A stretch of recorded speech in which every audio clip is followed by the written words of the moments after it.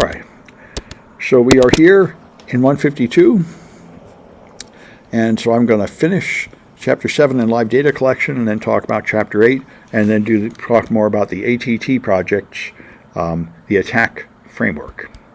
So, Chapter 7 first, which we're down here.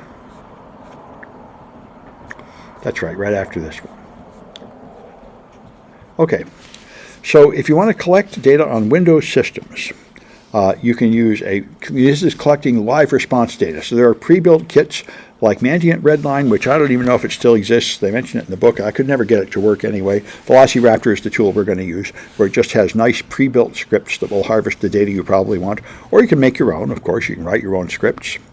So there's details to install this Redline thing. I wouldn't worry about it. I think I could never get it to work. Making your own I've done for the Mac, but I haven't had to do it for Windows, and now I don't think I have to do it for anything now that we have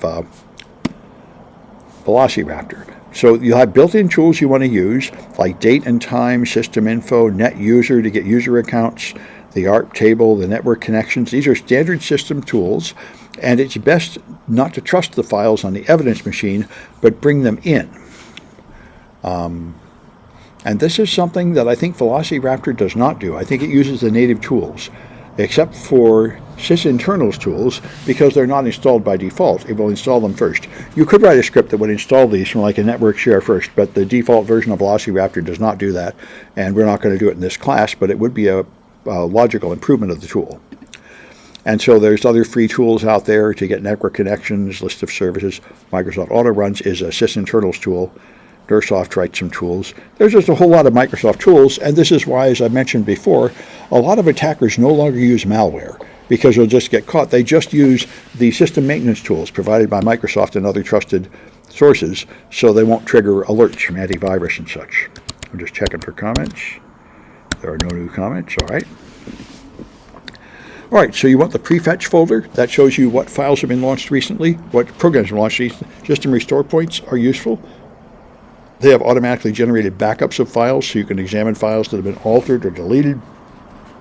Browser history is obviously useful, see what websites people have been going to, and so on. So you can choose how much data you want to collect based on your situation and how powerful the system is. You can script in any language you want.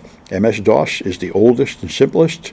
VB-script, Microsoft has deprecated it. I think it may no longer be present on Windows, or it won't be in some new versions. PowerShell is the new hotness. All three of these tend to be installed by default on Windows machines. These are not, Perl and Python, so you can only use them if you do have an environment where that is installed on the machines you're investigating. So add logging and computer check some of the data. Be careful, especially on Windows machines. There are long paths and they have spaces in them. Test it extensively and watch out for errors. And to get a full memory dump, you can use FTK Imager. We've done it that way. There are other tools like Microsoft RAM Capture that get memory capture. Just copy the memory. It's a command line tool that will do it. Mandiant Memorize.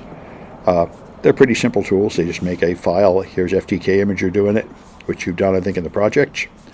And you can dump the memory from just one process if you want. So there might be just one process where you want to dump the memory and see what people are doing, like they have Notepad open, you want to see what file they're editing. Many of these tools can do that. The built-in tool ProcDump, or maybe it comes from sysinternals. I mean, it's definitely a Microsoft product. I've used that. ProcDump can dump memory of one process. And so I used to make a project out of this. I'm not sure I still have it in this class. But if you have TeamViewer showing these numbers, you can dump the memory from the process and find those numbers in there. Just take the strings and you'll find them in there. So that's interesting. All right. And so on Unix-based system, Unix and Linux, then of course you use different tools, but essentially the same thing. There is something called LinRes, but it's really out of date. And that might be an example if you want a guide in writing a custom tool. It's not going to, doing it yourself is really the only option. Make some scripts. Mandiant uses bash scripts, or Bourne shell scripts, which is Bourne. I guess Bourne shell is not the same thing as bash, I'm not sure.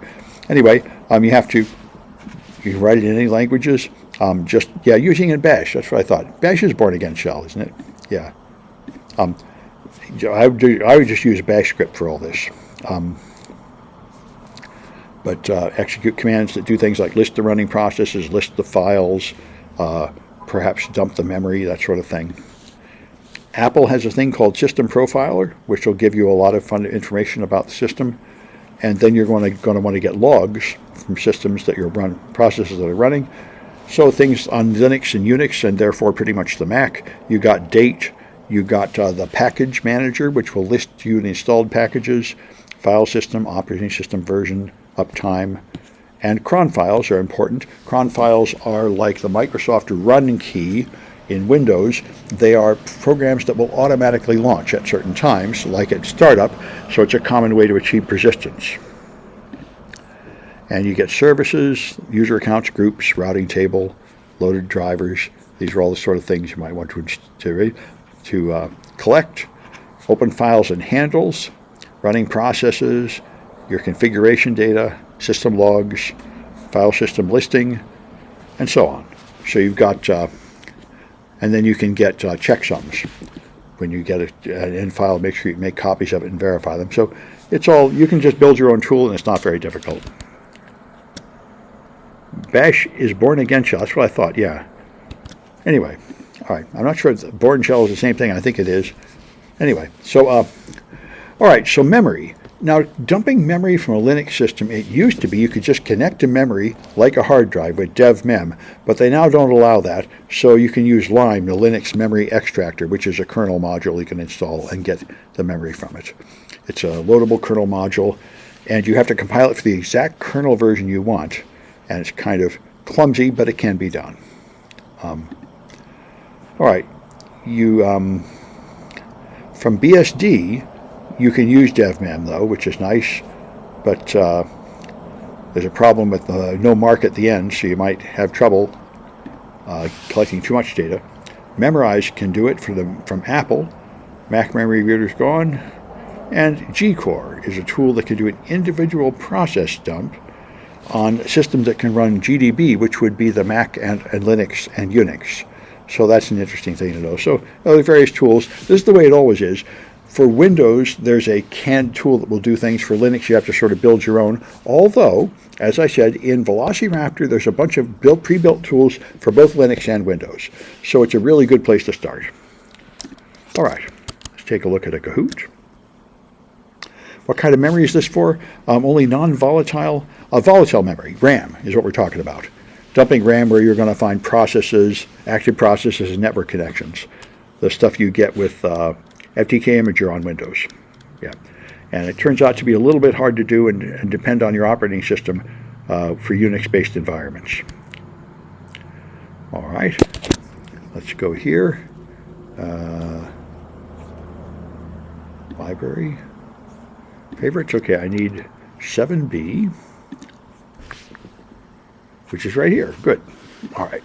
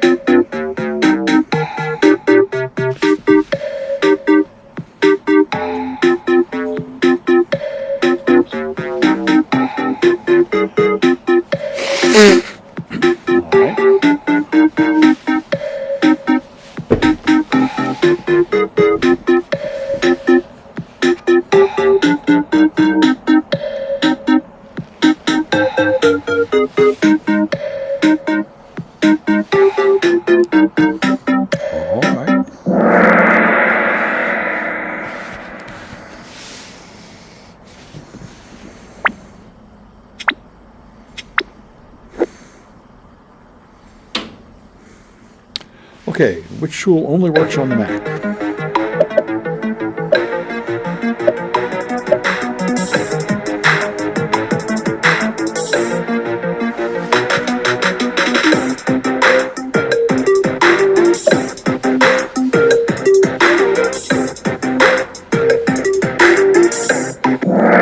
System Profiler is the Mac utility.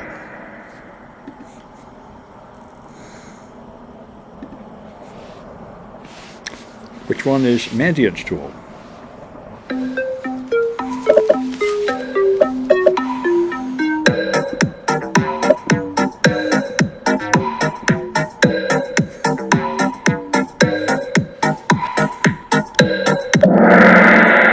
That is Mandiant's Redline. I'm just going to make a note, remove the Mandiant question from here, because I think this Mandiant tool doesn't work and isn't worth talking about.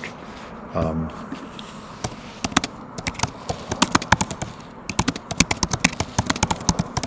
right, anyway. All right. But you got it right, but I just don't think it's important anymore. If anybody figures out how to make that tool work, let me know. I could never make it work. All right. Which tool will run on some Windows machines, but not all of them?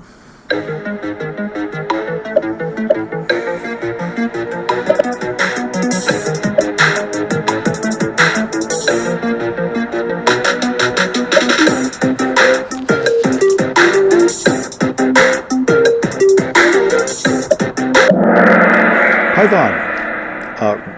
Redline will run supposedly on every Windows machine. Bash won't run on any of them. Bat will run on them all. But Python will only run on the ones you put Python on. All right. All right. So which will gather RAM on both Windows and Mac? Oh, okay.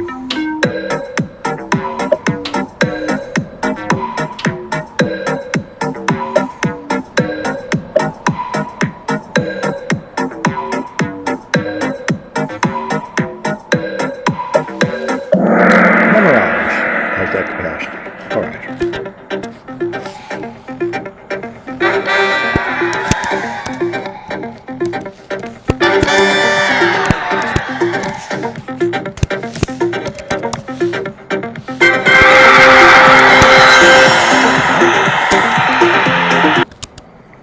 So let's move on to here, forensic duplication. And I think I'll just make a separate video of it, make it more tidy for the students.